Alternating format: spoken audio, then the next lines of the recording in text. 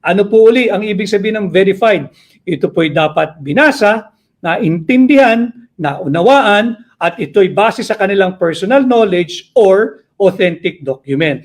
Ngayon, kung sila po'y magpapalusot na naman at bubuduli na naman tayo, sabihin nila na 2 araw nilang ginagawa itong makabudol na impeachment complaint, multiply nyo lang po yung aking halimbawa. Kung 10 minutes each, sa 6 hours, per hour, 6 lang makakapirma. Sa 7 oras, 42. Kung 2 araw nilang ginawa iyan, ganun din 84 lang ang makakapirmang umunawa doon sa kanilang verified impeachment complaint sa loob ng 2 araw. Hindi pa rin po mapapaliwanag bakit 215. Ngayon, kung sabihin po natin na speed read nga po sila, magagaling sila, matatalino at henyo sapagkat sila lang ang nakakasagot ng 3 plus blank is equal to 6.325 trillion. Pagbigyan na rin po natin sila rito. Kung 12 kongresista po ang pipirma kada oras, sa 7 oras ay may 84. Kung 2 araw nilang trinabaho yan, 168 congressmen lamang po ang makakapirma. Sa 2 araw na yan, 168. Saan galing? Yung 215 congressmen. Paano nakapirma? Yung 215 congressmen doon sa impeachment complaint. Kung imposible na makapirma ang 215 sa 2 araw, higit pong imposible na makapirma yung 215 sa loob ng 1 araw, sa loob ng 7 oras na wala na pong break. Kaya sinasabi natin na talagang kulang, mali at hindi na naman naaayon sa ating saligang batas itong verified impeachment complaint. Hindi po maaaring bigyang daan ng Senado itong baluktot at pambubudol na verified impeachment complaint. Unang-una, dahil hindi ito verified. Tingnan po ninyo yung last 2 pages ng complaint na yan. Pinirmahan lang nila at ang inattest lamang dyan ng Secretary General ng House of Representatives ay humarap sa kanya yung 215 congressmen and women at pumirma sa araw na yon. Pero hindi sinasabi doon na sila ay pumipirma at pinagbibintangan ang pangalawang Pangulo base sa kanilang personal knowledge or based on authentic document.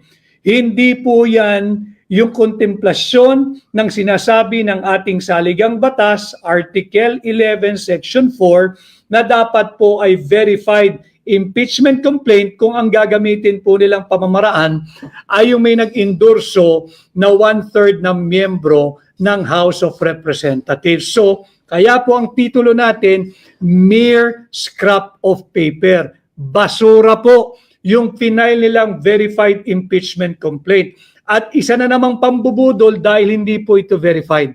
Hindi po ito yung verification na hinihingi ng ating saligang batas. Kailangan kasi lahat ng gagawin po natin, lalo pa ng mga mambabatas, ay naaayon sa sinasabi ng ating saligang batas. Sapagkat, as I have said before, inaangat natin itong usaping panlipunan at inaangat natin ang level ng ating diskurso para naman makinabang ang ordinaryong mamamayan at wag natin tularan yung babaeng mangbabata sa taga Marikina na ginagawang mangmang ang mga Pilipino. Dapat po yan ay hindi bigyan daan ng Senado. At hindi po dahil walang authority ang mga mambabatas na mag-initiate ng impeachment complaint. Hindi po, ibibigay natin sa kanila yon. Malinaw sa saligang batas, exclusive po ang impeachment complaint na manggagaling sa mababang kapulungan. Kanila po yan. Absolute po yung kanilang karapatan. Absolute po yung kanilang prerogative. Wala pong debate ron. Maaari silang mag-initiate ng impeachment complaint. Pero ibang usapan ho pag merong paglabag sa ating saligang batas. Bakit? Hindi ho pwedeng mas mataas ang kapangyarihan ng mababang kapulungan sa ating saligang batas. Doon po sa mga abogado at law student at yung biyasa sa ating mga batas, meron po tayong kasabihan at desisyon ng Korte Suprema na the spring cannot rise above the source. Hindi ho pwedeng mas mataas ang panggagalingan ng kapangyarihan ng House of Representatives kesa sa kung saan nanggagaling ang kanyang karapatan at kapangyarihan. Yan po ang ating saligang batas. Ito po ay para maunawaan ninyo na ito pong ginawa nila ay pangbubudol na naman.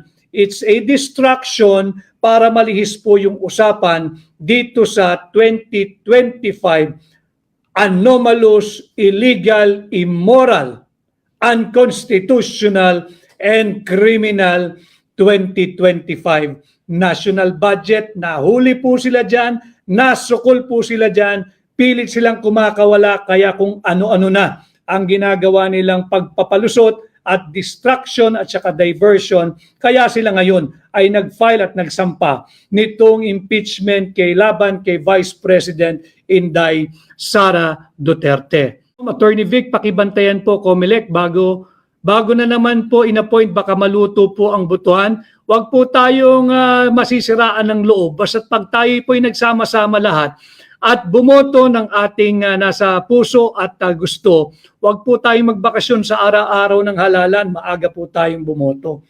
Pasimplihin po yung mga malalalim na usaping panlipunan na dapat po ay kasali kayo because it is also my mission and advocacy to raise the level of public discourse, subalit sa pinaka-simpleng pamamaraan at pananalita para kasali po ang lahat ng Pilipino. Boy, nabudol ako. Attorney Vic, pwede bang mag-file si VP Sara sa Supreme Court? Motion to quash sa kanya impeachment. Number 1 po kay sa amin. Boy, nabudol ako sa aking personal at legal na pananaw. Hindi nararapat na magtungo sa Supreme Court si Vice President Inday Sara Duterte sapagkat kapangyarihan po ng mababang kapulungan na mag-initiate ng impeachment. I am not questioning or even assailing the authority of the House of Representatives to initiate the impeachment proceeding against any impeachable official. Constitutional mandate po nila yan eh. At in certain cases, di naman absolute, constitutional duty po nila na mag-initiate ng impeachment proceeding. Subalit, pagdating po niyan sa Senado, ibang usapan naman po kung null and void o talagang unconstitutional yung inihain na verified impeachment complaint. Ang isang complaint po ay hindi nagiging verified for the information of the House of Representatives.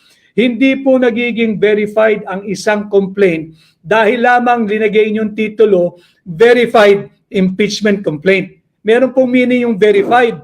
Ibig sabihin po niyan, nabasa ng mga nagdedemanda at yung kanilang nabasa ay base sa kanilang personal knowledge or based on authentic documents. Wala pong naganap na ganun dahil sabi ko nga sa inyo, sa loob ng 7 oras, kung tigsa 10 minuto kada mambabatas, 6 lamang ang makakapirma.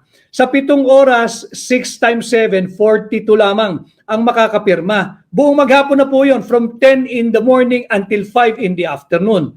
Sabihin na po natin na 2 araw nilang trinabaho, ganun din.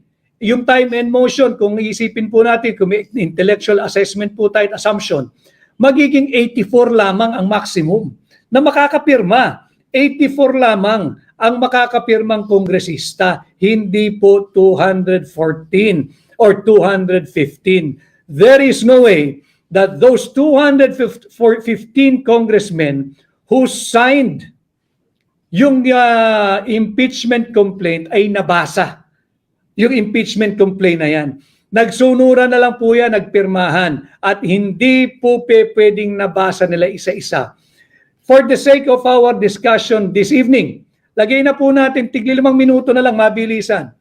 Sa 1 oras, 12 lang makakapirma. Sa 7 oras na walang break, yung 12 yan, multiplied by 7, 84 lamang ang maximum na makakapirma sa loob ng 1 araw. 7 oras na tuloy-tuloy na trabaho ha. Walang CR break, walang toilet break, walang lunch break, walang recess, wala lahat. Walang water break. Kung 2 araw, 168 lang ho. Magtataka kayo, bakit 215 ang pumirma at mayabang na nagsasabing na endorso nila. Saan galing yung numero ninyo?